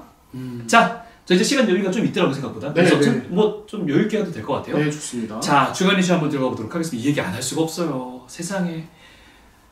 올해의 감독을 2번이나 받은 마이크 부데놀저 감독이 해고가 됩니다. 피닉스는 지금 감독을 3번째 지금 3년 매년 바꾸고 있어요. 아니 저희가 지난주에 이미 피닉스 한번 다뤘거든요. 예. 근데 물론 자를 줄은 알았어. 아 자를 줄 알았어요? 저는 몰랐어요. 아니 전 자를 것 같았는데. 아 그래요? 네. 아니 왜냐면 말씀하신 대로 3년간 3번 경질하는 게 네. 일단 정상적이지 않고 맞아요. 그 감독들 아니 이름들도 다 너무 훌륭한 감독들이에요. 네. 아니 그리고 지금 이 피닉스의 이번 경질이 네. 미친 짓인 이유가 또 하나 있는데 뭐냐면 네. 자 2023년에 프랭크 보게를 5년 3,100만 달러에 데려왔습니다. 그렇죠. 한 시즌하고 내보냈어요. 바로 4년 계약 네. 남은 돈 다 줘야 되는 상황에서 자 부데놀저를 작년에 데려올 때 5년 5천만 달러에 데려왔거든요. 29년까지. 예. 근데 이걸 또 1년만 하고 잘랐어요. 네. 남은 줘야 될 돈 4천만 달러요. 돈이 많은 거죠 구단주. 아니 구단주 와 장난 아니다. 감독 진짜. 셀러리는 셀러리 캡에 안 잡히잖아요. 예, 안 잡히죠. 네, 그건 뭐 자유니까. 네. 아니 그러면 지금 대충 뭐 평균치로 계산하면 네. 지금 시점 기준으로 보겔에게 줘야 될 돈이 한 2천만 달러 네. 가까이 남아있고 부데놀저에게 4천만 달러를 줘야 되고 우와. 그럼 6천만 달러를 줘야 되고 네. 이번 시즌은 팀 연봉 2억 1천만 달러 4치세 1억 5천만 달러 그렇죠. 그러니까 팀 연봉 4치세 그리고 남은 감독 자녀 연봉 합치면 4억 달러가 넘어요. 지금 시점 기준으로 구단 3개 운영할 돈이네요. 아니 4억 달러인데 40승도 못했어. 예. 쓰는 돈이 이 정상이에요? 당연히 비정상이죠. 말이 안 되죠. 진짜 제정신이 아닌 것 같아. 미친놈들이지. 지금 아니 그리고 지금 저희가 지난주에 뭐 제임스 존스 약간 비꼬기도 했는 단장 네. 지금 뭐 나가리 될 것 같고 이분도 무조건이지 않을까? 네. 지금 어쨌거나 팀 구성을 한 거는 얘잖아. 제임스 존스잖아. 지금 피닉스 둘러싸고 나오는 말이 네. 역시 지금도 구단주와 이 CEO 네. 단장 말고 CEO가 사실상 많은 것들을 결정하고 그런 다 하고 있다 이런 얘기가 나오고 야 진짜 아니 피닉스 팬들은 좀 진짜 불쌍해요. 왜냐면 암흑기가 길었어요. 네. 안 그래도 그러니까 피닉스가 이제 2010년대에 잘했던 게 10년대 초반에 드라기치, 아이지아 그렇죠. 토마스 이런 선수들이 있을 때 네. 마지막 그때가 네. 마지막이에요. 그 전에는 이제 스티븐 애쉬의 마지막 불꽃이 그랬죠. 스타더마이어. 네, 내쉬 스타더마이어로 이제 메리언으로 2000년대 네. 중반에 잘 가다가 이제 잠깐 내려왔다가 올라가면서 그때 채닝 프라이나 막 이런 선수들, 네. 드라기치랑, 네. 그렇게 해서 또 불꽃 타올랐다가 그러다가 이제 아이자 토마스, 드라기치, 그리고 한 명 누구인지 모르는데 쓰리가드 라인업을 쓰다가 이제 내려갔죠 또. 네. 그래서 제프 오나색, 얼왓슨, 뭐 이고르 코코시코프 이 시기 계속 암흑기. 몬티 윌리엄스 오고 4년 동안 3년이죠. 정확하게 4시즌 맞네요. 4시즌 중에 첫 시즌 플레이오프 못 가고 그 다음부터는 그렇죠. 완전 황금기. 파이널까지 갔죠. 그래서 와 드디어 피닉스가 풀리는구나 했더니 또 이래. 웬 자기 농구 잘한다고 자부하는 이상한 구단주가 와가지고 FM 놀이를 하면서 팀을 다 망쳐놓고 있어서 야 지금 이 팀은 진짜 보통 우리가 NBA 최악의 구단 뭐 이런 거 얘기하면 지금 시점에서는 거의 약간 워싱턴 뭐 이런 팀들이 언급이 될 텐데 옛날에 뭐 브루클린도 있었고 옛날 브루클린 네.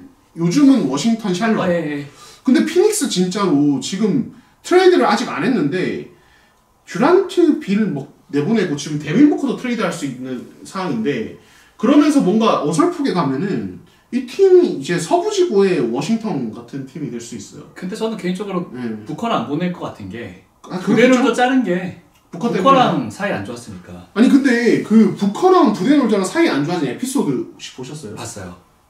아니 근데 좀 그거 부데놀즈가 못할 만했나 싶기도 하거든요. 못할 만한 건 아니죠. 왜냐면 이거잖아. 아니 근데 이제 잘못 들으면 MG 입장에서는 야 거슬려 너 나 대신 마실게야 이 얘기잖아. 그러니까 반대편 입장에서 들으면. 근데 감독 입장에서는 아니 이렇게 내가 주도권을 잡고 훈련하고 뭐 이런 상황이고 막 이런 상황인데 너의 발언 자체가 너무 부정적일 수 있으니까 조금만 자중해줘. 근데 이거 같은 말도 받아들이기 따라 너무 다르잖아요.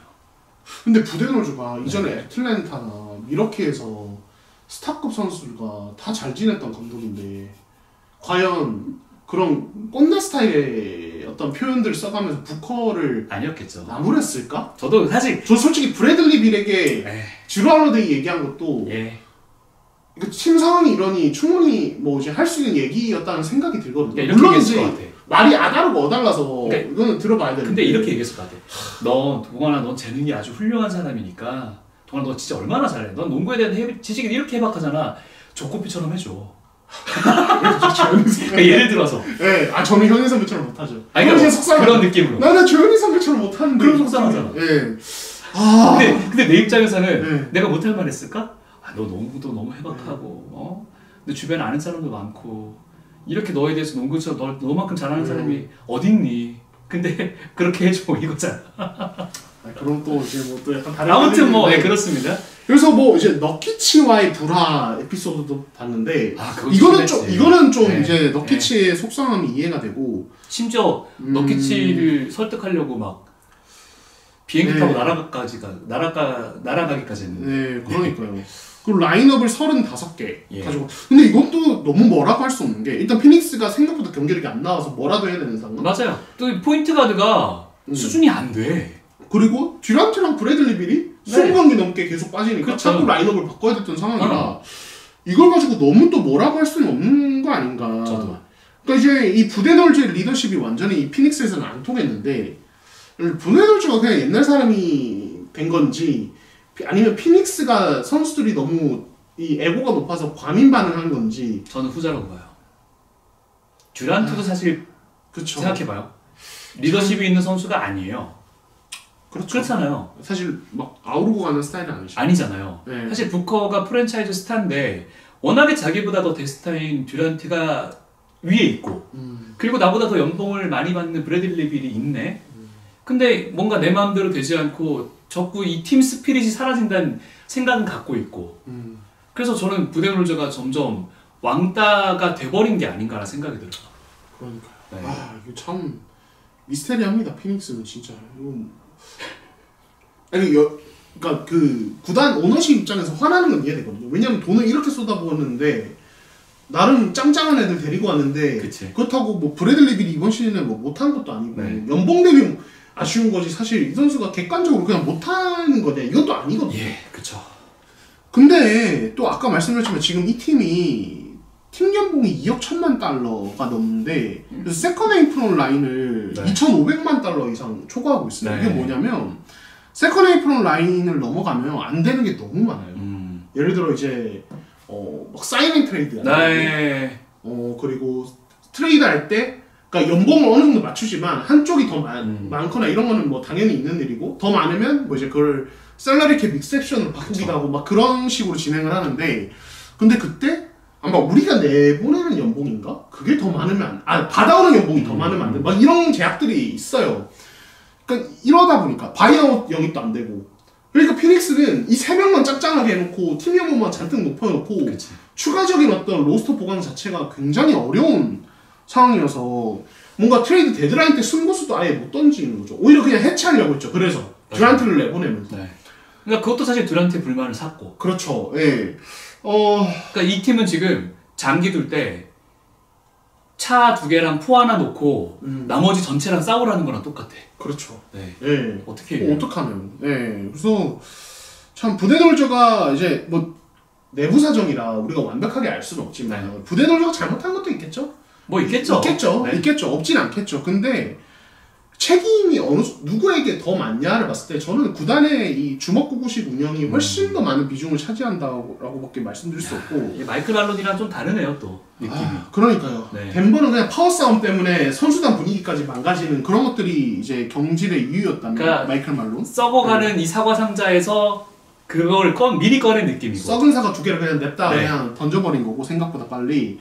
피닉스는 그냥 지금 상자를 잘못 만들어가지고 다 썩었어. 네, 다 썩어가고 있다. 새로 나무를 심어야 돼요. 그렇죠. 네. 그래서 제일 좋은 건 상자를 바꾸는 건데 상자는 안 바뀔 것 같다. 예. 그러면은 안 되는데. 안 되죠. 그러면 방법이 없는데. 그래서 피닉스는 미래도 없고. 그러니까요. 예. 그래서 지금 피닉스는 이번 오프시즌에 부지런히 움직여야 될 팀이에요. 일단은 저희가 지난주에 말씀드렸죠. 2031년까지 자신들의 1라운드 픽이 하나도 남아있지 않습니다. 1, 2라운드 픽이 모두 교환 권리로 가 있거나 비보호로 넘어가 있거나 이런 게 너무 다 그렇게 돼 있어서 이거를 어떻게든 가져와야 지금 탱킹이 가능한 상태예요. 탱킹이라도 할 수 있어요. 네. 물론 이 구단주가 탱킹을 오케이 할지 모르겠습니다. 아니 근데 빌 못 보내도 부커랑 빌 때리고 탱킹하는 게 말이 됩니까? 근데 뭐 방법이 없잖아요. 이미 탱킹급 성적이 나오려고 하는데 지금 잘못하면 36승이면 인정. 10번만 넣으시면 20승 돼요. 인정.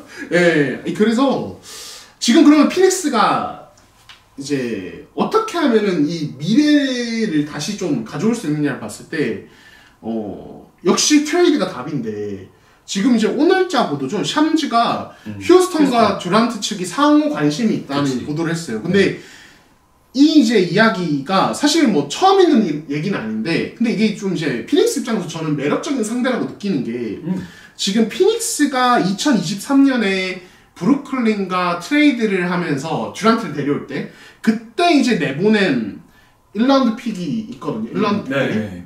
근데 그 중에 3장이 지금 휴스턴에 있어요. 2025년, 피닉스의 2025년, 2027년, 2029년 비보 1라운드 픽이 다 휴스턴에 가 있습니다.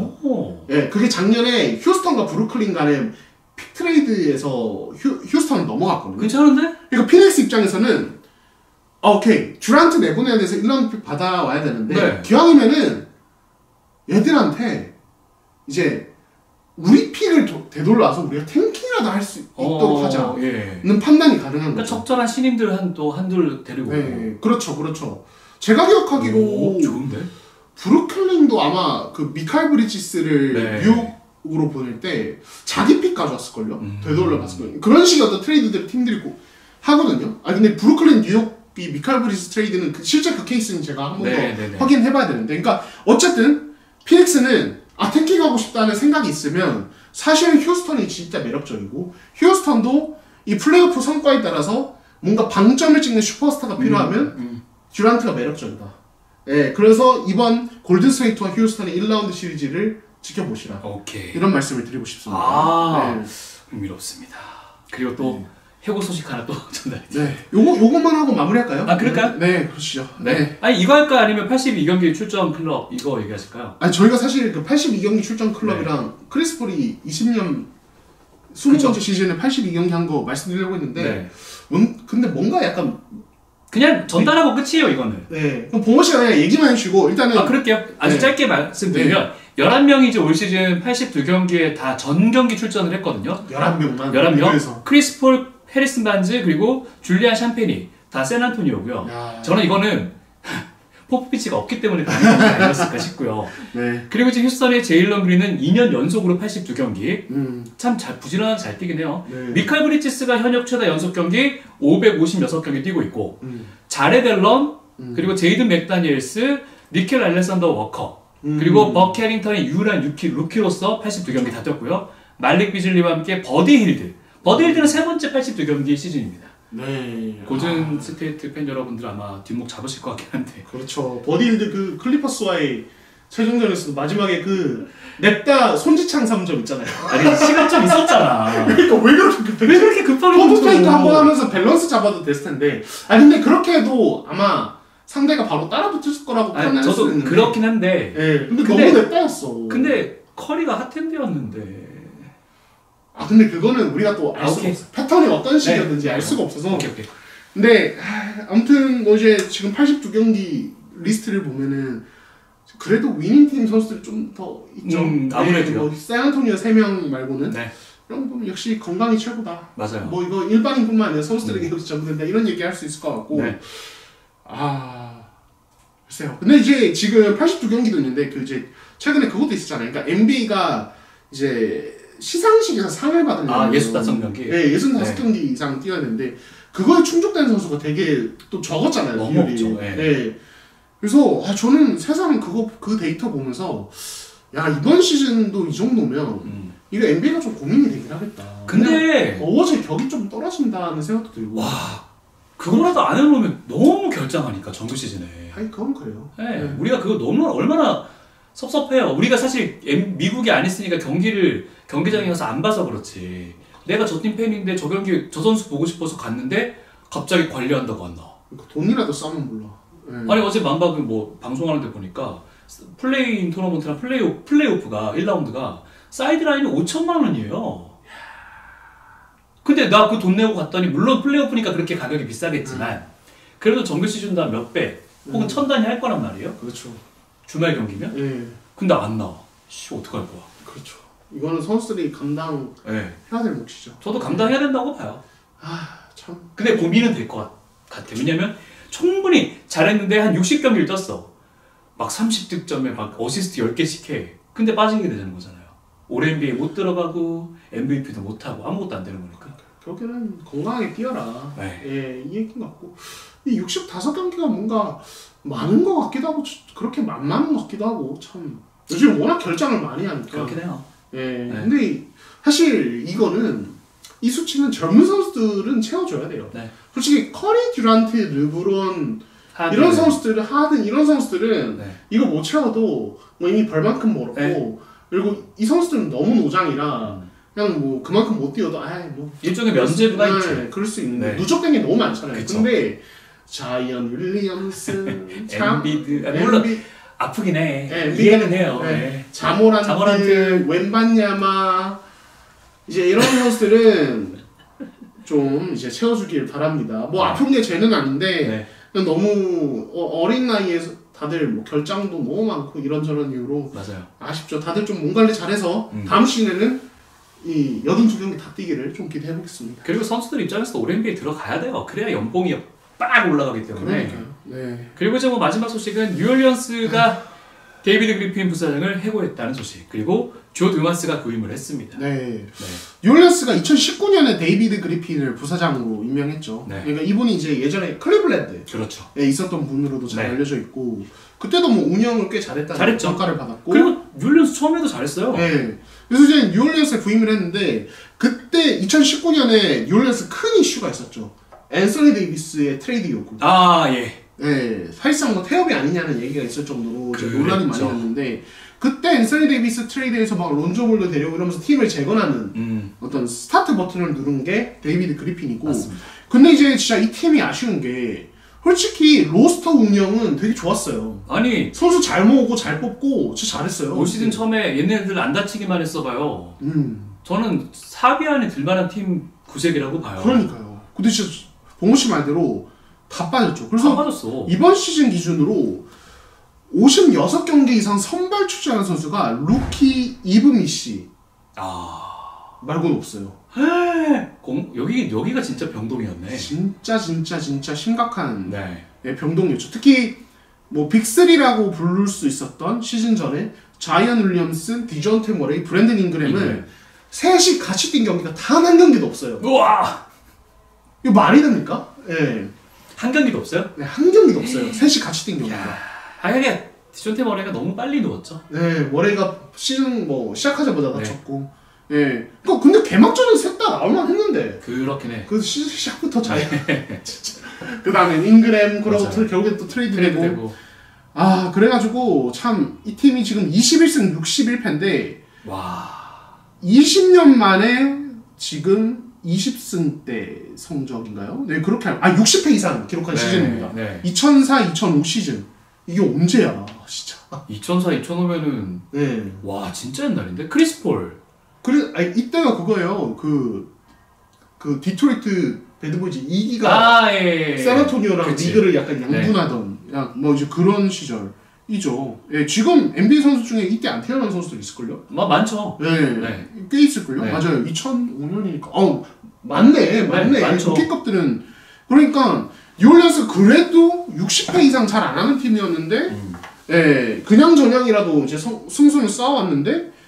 야, 그래서 이제 20년 만에 거의 최악의 시즌이었고. 그러네요. 지금 이제 원래는 그런 얘기가 있었어요. 데이비 그리핀 나가고 밀리 그린 감독까지 같이 나간다. 세트로. 근데 윌리 그린 감독은 일단 잔류를 했습니다. 해고되진 않았어요.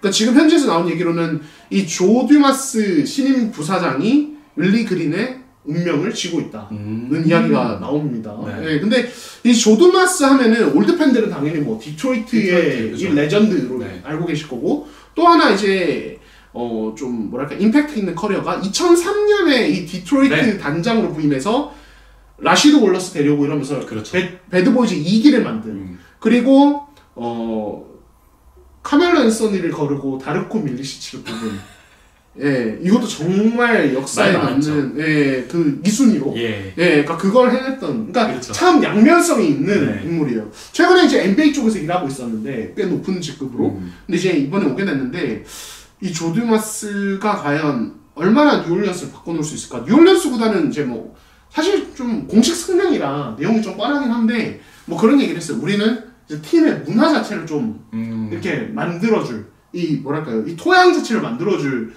사람을 원했고 조 듀마스가 거기에 적합하다고 봤다라고 이야기를 했는데 뭔가 이걸 보면은 약간 그런 느낌 있잖아요. 묘하게 이 행간을 읽어보면 야, 자이언도 안 될 것 같고 이거 뭔가 조만간 갈아엎어야 될 상황이 올 수 있을 것 같은데 그러네.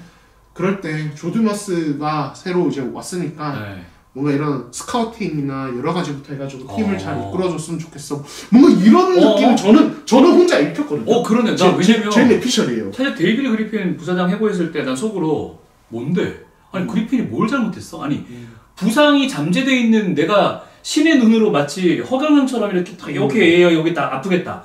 이걸 알아가지고 선수를 데리고 오는 건 아닌 거잖아요. 그렇죠. 근데 어쨌거나 이 자른 거 보고 이 사람이 잘못한 게 뭐지? 난 그래도 구색 좋았고 수비도 되게 좋은 팀이라고 예상을 했는데 근데 동환씨 지금 얘기 들으니까 그러네요. 아예 싹 갈아엎을 생각을 하고 있을 수도 있겠네요. 그렇죠. 지금 CJ 막컬럼 이제 베테랑에다가 셧다운 됐죠? 자이언 윌리엄슨 사실 뭐 다 알고 알고 남아있는 코어들도 이렇다 보니까 모르겠어요. 조 듀마스의 판단에 따라서 이제 구단주의 허가를 받아야겠지만 전면적인 리빌딩 언젠가 빠른 시일 내에 머지않은 시일 내에 갈 수도 있다. 관건은 자이언이 팔릴 수 있느냐가 관건이죠. 이 맨날 아픈 큰 계약이 남아있는 자이언을 과연 어떤 팀이 데려갈 것인가. 근데 안 데려가도 리빌딩 들어갈 수도 있어요.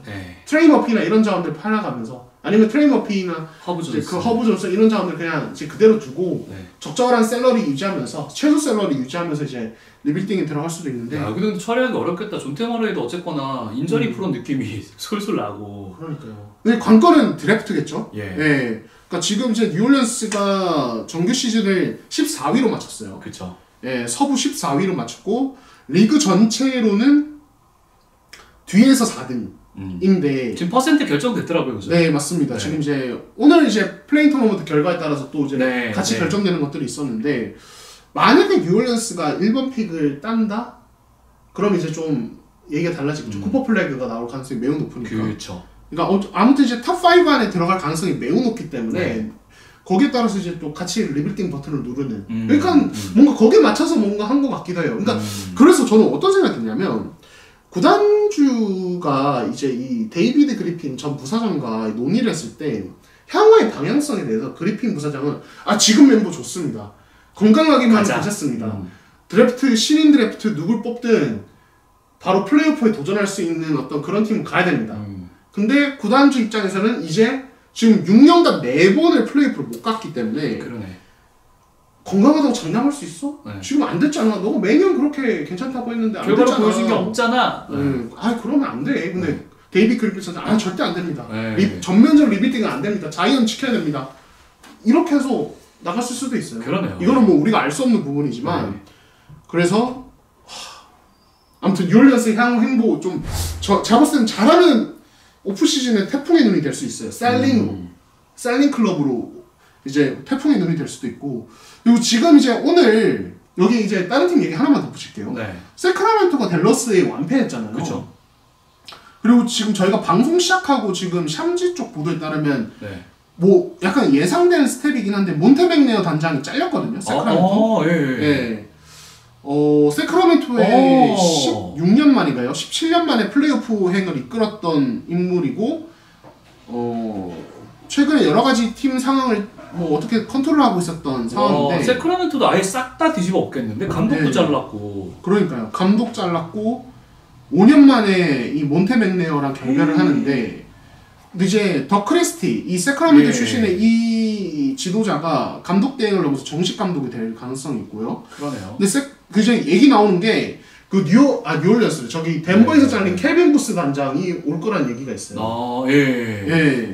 그래서 이 세크라멘토도 지금 행보를 봐야 돼. 아니 지금 진짜 피닉스, 뉴올리언스, 세크라멘토 뭐 지금 플레이오프 갔지만 덴버 플레이오프 갈 수도 있지만 멤피스 서부 지구가 진짜 난리네.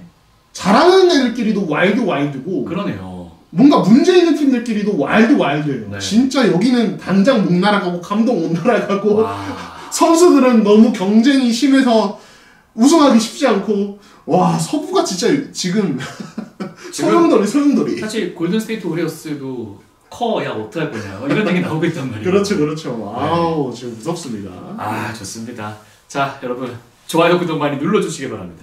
막판에 또 해고된 이런 얘기들 하니까 좀 힘이 쭉 빠지긴 하지만 그래도 잘 정비하면은 정말 좋은 팀들이 될 수 있는 팀들이라고 저는 생각을 하거든요. 그렇죠. 뭐 워싱턴, 샬럿 이런 데 제외하고는 워싱턴, 샬럿 지금 유타는 아마 지금 이제 시작했을 거예요. 물 뜨고 이제 기도하는 거. 사실 근데 유타는 아예 시즌 시작하면서부터 지금 이 그림을 예상을 했고 맞아요. 왜냐면 뜬금없이 갑자기 감독이 이번 시즌은 유망주들의 성장의 시즌 그런 전력이 아닌데 뭐 그렇게까지 굳이 하고 그리고 사실 워싱턴이나 샬럿은 뭐 예상외로 더 못한 거고 그렇죠. 예상보다 더 못한 거고 그렇죠. 뭐 워싱턴은 못할 줄 알았지만 샬럿은 이 정도일 줄은 몰랐는데 왜냐면 너무 못했고 그렇죠. 라멜로 볼이 근데 제가 뭐 유타 팬이기도 한데 쿠퍼 플래그 같은 백인스타는 유타로 와줘야 또 이 매력 있어요. 됐거든요. 모든 팀이 다 원합니다 지금.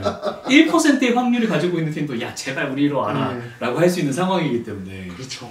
재밌겠네. 진짜 이제 또 5월 되면은 로터리 결과 나오고 6월 되면 드래프트 하는데 진짜 이제 오프 시즌이 다가오고 있다는 게 느껴집니다. 여러분은 지금 이 시기점이 가장 재밌다고 생각을 하시겠지만 저희가 진짜 신기한 게 오프 시즌이 더 재밌어요. 맞아요. NBA가 사실 그래서 인기 많은 거예요. 이동도 많고 변화도 많아서. 좋습니다.